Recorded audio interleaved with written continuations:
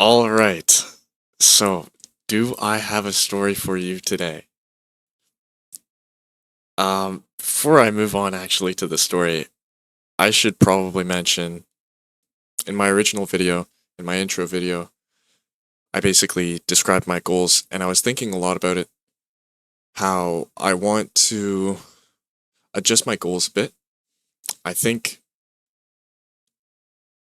one very important goal that I have is being able to tell stories more entertainingly. And this fits the vlog style really well. So I think what I am going to end up doing is telling a bunch of stories with these vlog series. But I mean, it's not set in stone. We'll see how it goes. We'll see how I feel about it. I really don't want to rant on my life. I feel like not only is that boring, but it's not very entertaining and it doesn't provide value to others. So I'll try to steer clear of that. But if I have something important to share, or I just feel like sharing something that I just I just feel like sharing, then I probably am gonna put it in the video. Okay, so with that being said, I have a pretty interesting story today. So basically, it starts the context for the story starts yesterday. Yesterday I have glasses, and so I got new glasses at this store, and we yeah, I went into this store. I already had the glasses selected and everything. It was just to pick up the glasses that I already ordered. Picked them up, tried them on. Oh, I'd actually like to replace the pads, the silicone pads, things like that. And then I left the store. And I was thinking actually, since I'm so much into colognes, there's a Shoppers Drug Mart right by the store. And I was thinking, well, okay, I can head over to the Shoppers Drug Mart. I'm already here. I might as well just like sniff a few colognes. What's the harm? So, yeah, I went back to the car, put all the extra stuff in, like the glasses case and everything, and tried on my new glasses. And I like them a lot, actually. I'll show them. So, so these are the new glasses. I like them a lot because they look really simplistic, really minimalistic, and I'm big on minimalism. So just the bare frames, really simple, and then really light frames on the side as well. And the ears, the lady, when I came in to get the glasses, she adjusted the ears so that they would hook around really well. I don't know if I like this too much. I feel like they hook a bit too much, but I'll see how it goes with the glasses. So I really love these glasses, actually. Not expensive at all, too, which is nice as well. But I have insurance covered for it anyways, so I'm not really paying. Moving on to the story, though. So, and now I just have the glasses on for the rest of the video. I went into the Shoppers Drug Mart, and this Shoppers Drug Mart I've been into multiple times. I was kind of hesitant to go in because I didn't want the lady recognizing me. Like, it's that bad. That's how many times I've been in the store, which is like, okay, it's a small town, so it doesn't have to be that many times, but still, like, the lady being able to recognize me is not exactly a good sign. So I went into the store, didn't recognize anyone at the till, at the fragrance till, so I'm safe for now. I go in and I stand right in front of the fragrances, and now I pull out my phone because I'm autistic and I have a spreadsheet of colognes that I need to smell and everything. So I actually have a spreadsheet of a bunch of colognes, a bunch of fragrances, and like different sections within the spreadsheet. It's so messed up, but all this to say that I had a list of fragrances that I intended to smell. So I pulled out the list and I was looking through it and I couldn't exactly find it. And when I did find it, I was still looking through because Shoppers Drug Mart didn't have some of the fragrances that I wanted to look at or wanted to smell. So I'm waiting there, and the lady at the desk comes by, as a regular advisor would do, comes by and asks, like, if you need help with anything. And I just said, well, no, I'm good for now. I'm just looking at my phone to see. I'm not too sure which fragrances I'm looking at. Just give me a moment. So, yeah, she goes back, no problem. Just let me know. I find the fragrance and I point her over to help me out because they're all locked behind a drawer, so I need her to actually get the fragrances. When I came into the store, I saw there were two ladies. There was one lady who was my age, and there was a much older lady. So the younger lady, my age, she was the one who approached me and like talked with me for the advisor part. Okay, so now I asked for a specific cologne and it seems like they don't have it. So she said, "Okay, well actually we don't have this one. How about another one? Do you have another one?" Yeah, actually I have this one. Oh, we don't have that one either. How about another one? Okay. Do you have this? Yes, yeah, we actually have this one. Here, I'll get it for you. So I go like that through a few colognes, a few fragrances, and at each time that like asking for the fragrance, I realize like this advisor, this lady is really attractive. So I'm like, okay, I have to start presenting myself well. Like, I mean, I don't know what I'm saying really. Like, I was presenting myself fine, but there's a point. Sometimes, no, when you're in the presence of someone you want to impress, you overthink everything. You overthink like how you act and what you should say and how you should pose, basically, how you should look, making sure your hair is right, things like that. So I was in that stage, I was in that zone where I was just like kind of overthinking and making sure like, okay, she has to see the best side of me. So we keep on going through our tour of fragrances, and then near the end, there was a lady, the manager actually. She recognizes me. And so she's like, "Oh, you're back. Oh, nice to see you." And then so she starts talking with me. And meanwhile, the lady my age, she moves to the side and kind of like goes back to her till. And I'm like, "Oh, I kind of wanted to keep on talking with her though." But okay, yeah. So we'll talk with the manager for a bit, and then the conversation naturally ended a few minutes in, like 2 minutes after, just not really much else to say. And so the manager said, "Okay, all right, I'll see you later then." And she left.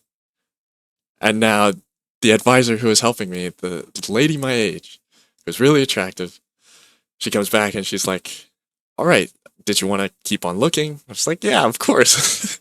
Of course, you don't know me, but I definitely do. So yeah, it was like two more fragrances. And I'm thinking at this point, like, all right, like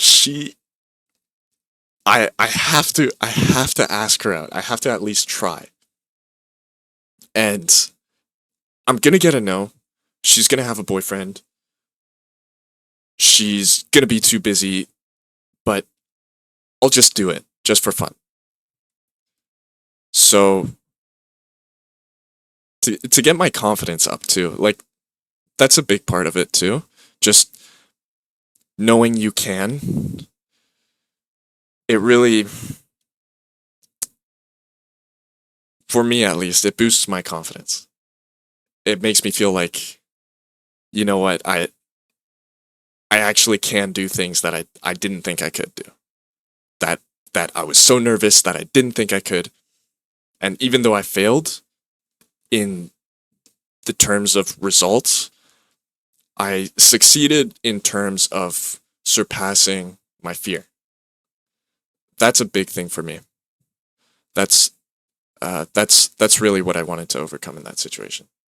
And of course, I mean, if she says yes, then it's like bonus, even better. So I end up, yeah, I finished smelling all my fragrances, and I'm like, okay, this is the last one. Yeah. And I the manager that I was talking with, she mentioned something about this lady, how she was going to university in this city. I was like, "Oh, so you go to university as well?" "Oh yeah, I go over here." "What are you taking?" "Oh, I'm taking criminal, man, I can't remember what it was. It was something like criminal science or like forensics, something like that." I was like, "Wow, that's really cool." And how are your classes? Things like that. Continuing the conversation. And now it's like it now I realize like, okay, she's gonna go back to her till, and now I have to. Like there's no reason for me to say I've smelled all the fragrances. I've done I'm the conversation is complete. I have to ask her out now. And so yeah, she goes back to like cleaning up her till or whatever. And then I walk up a little bit and I'm like, listen. She turns around. I'm like, I think you're really attractive. I can't remember what else I said. Just because I was just like so like out of it. And then I managed to ask for a number. I can't even remember how. And then she's like, "Oh yeah, sure." I'm like, "What?" So she's like, "Sure, I'll write it down. I'll grab a paper and write it down for you." Okay. But I didn't even like what's funny is that I went in there like assuming that she was going to say no, assuming that she was going to say I have a boyfriend. That was the biggest thing because I thought like how is someone this attractive? How does she not have a boyfriend?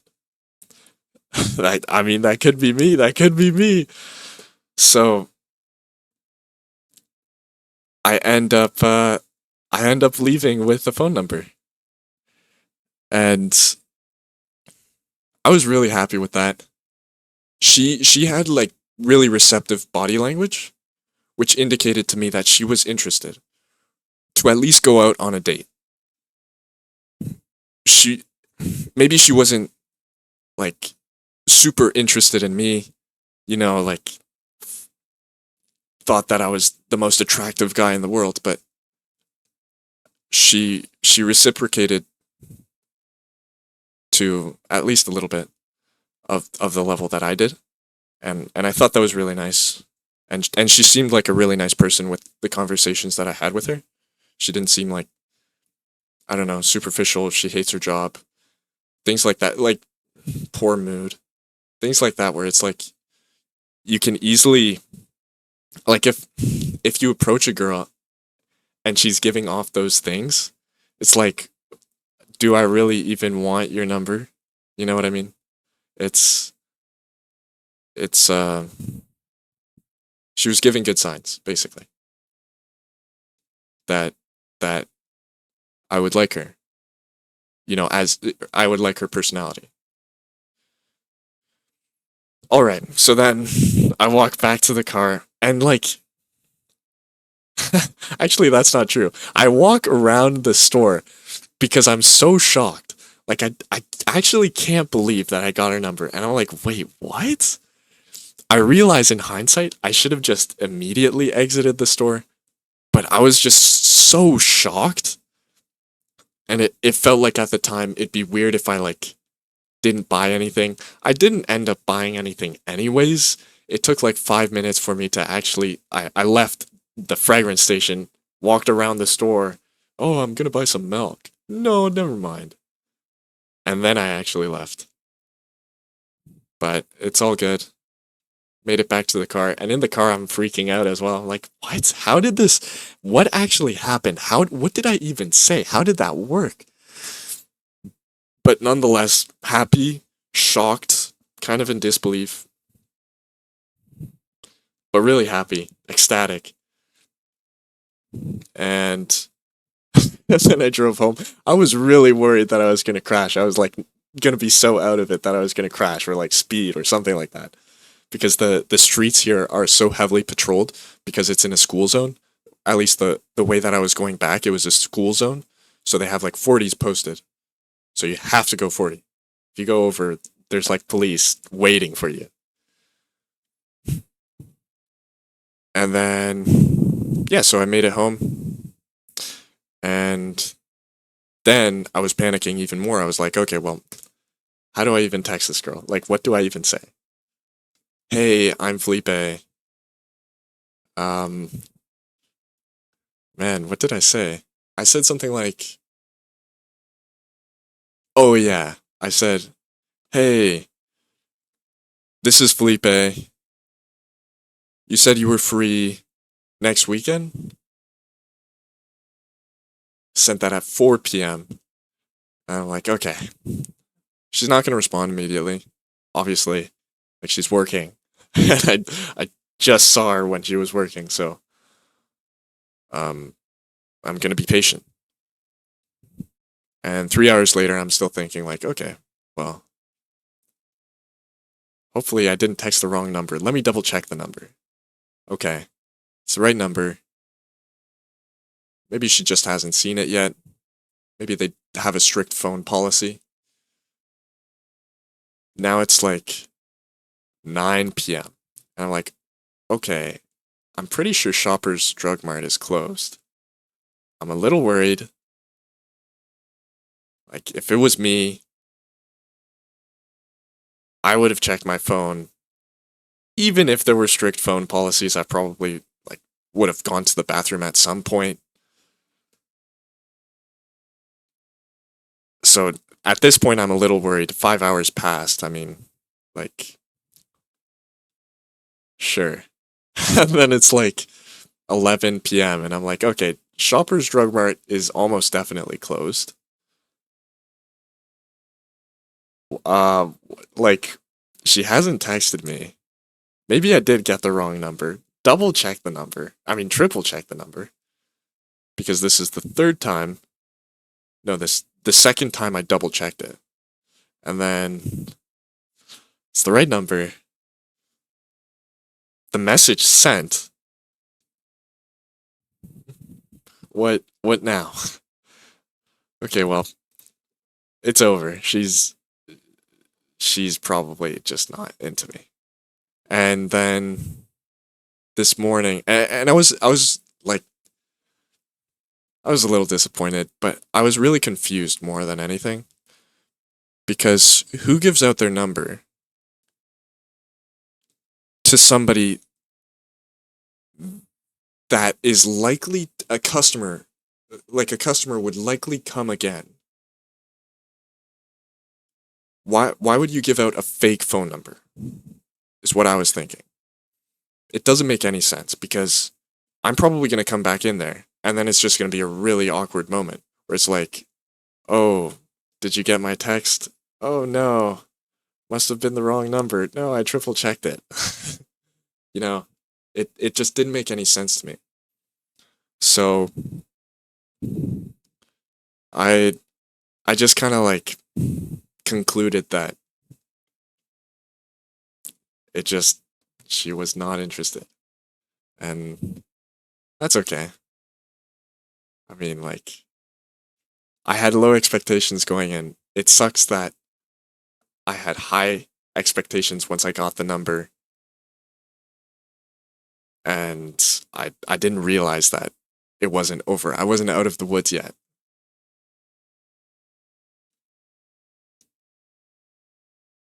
Yeah, I was more confused than anything too. It just didn't make any sense.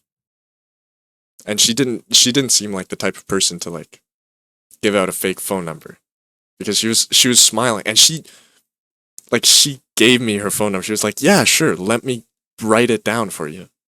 But I mean, I guess that's a little suspicious. Like, let me write it down for you. Why not like I'll just give you my phone and you can type it in, you know? I don't know. Just like small things like that. I was like, okay, maybe there were signs. So then yeah, this morning woke up, checked. Is there a message? No.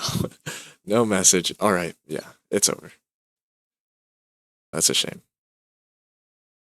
But then I look at my phone later on in the day, like around 1 p.m., and I see a text message. I'm like, oh, it might be her. Okay, so I open my phone, check the text message, and it's her. Turns out that she is actually busy next weekend and this weekend, and she's working full time. So it's like, sorry, I'm just too busy. Oh, that sucks. Well, there must be like a way I can fit in. So I'm gonna be honest. I needed some help from my friend. I asked my friend, like, "Hey, can you help me out with this situation? Like, I have no idea what to text now," because she said something along the lines of, actually, I'll just pull it up. Honestly,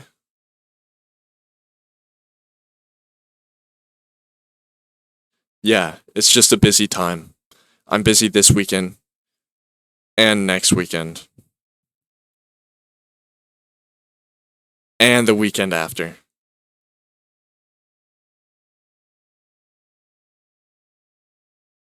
I'm just really busy.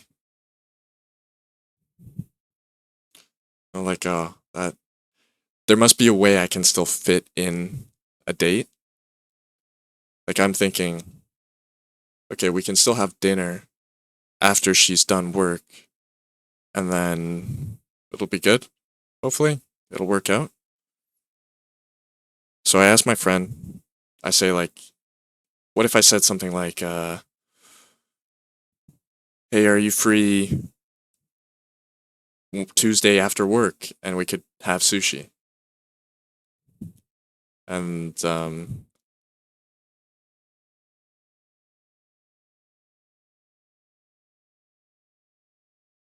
I'm just thinking like this would suck if she just happened to come across this video. That would suck. Okay. I was just saying though.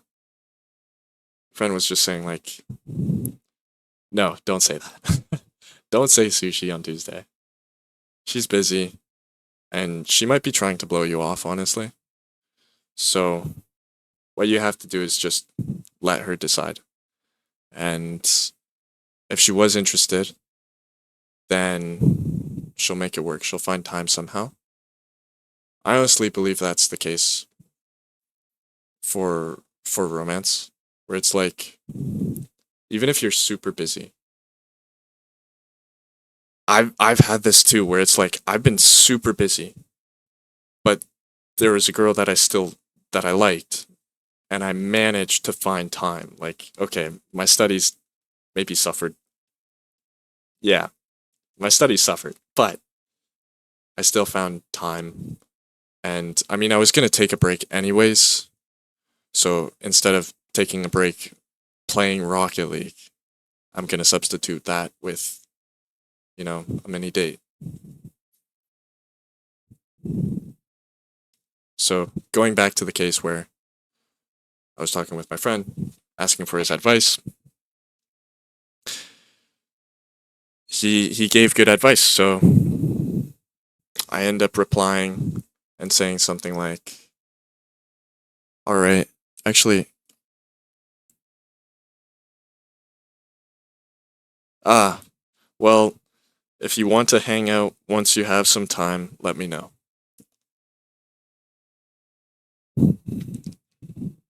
I think that was a pretty good response, you know,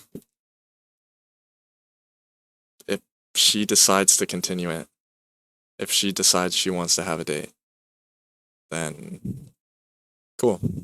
But if not, that's alright too.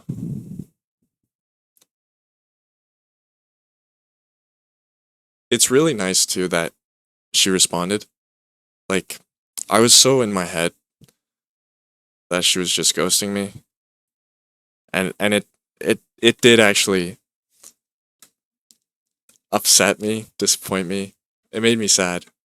Not angry at her, but like, just like, why am I so gullible, you know? But once she responded, it was like, no, I had reason. It made sense. I acted rationally. I did the right thing, and I played my cards well. So, oh yeah, I sent that message. Sent that message 3:23 p.m. today. So, I in conclusion, I don't know if it will work or not, but I'm really glad that I tried. You know, it gives me hope for future endeavors. I guess I didn't mention this, but like I haven't approached girls too many times, and honestly, that's part of the reason why I was so stunned that I actually got an answer, or she responded enthusiastically and actually gave me her number, because the last two times that I did it, the other two times that I did it, they both weren't. Well, one of them had a boyfriend, and the other just didn't seem interested. I don't think I even really asked for phone number because she just wasn't interested in me. Like I could, you can tell for sure.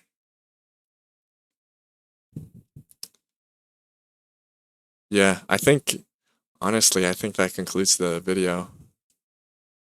I'm pretty sure I wanted to cover something else. Yeah, I definitely did. But I'm already at 28 minutes.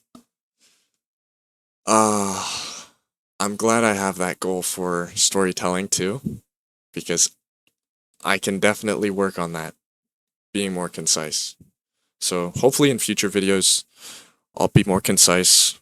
I'll be able to look into the camera better, more often, and not look away, and structure my video concretely and concise. Concise, man. Yeah, I gotta work on that. All right. See you later. Oh, actually,